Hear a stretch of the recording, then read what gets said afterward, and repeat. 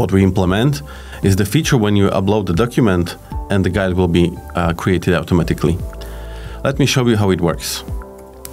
So here is the manual which describes the chair setup in the PDF. If I want to create the guide, I need to go to the guides editor, then create the guide from the PDF, select the file, and just hit create document. In this process, we upload the document to the AI, read it, and automatically create steps, description, tips, and warnings.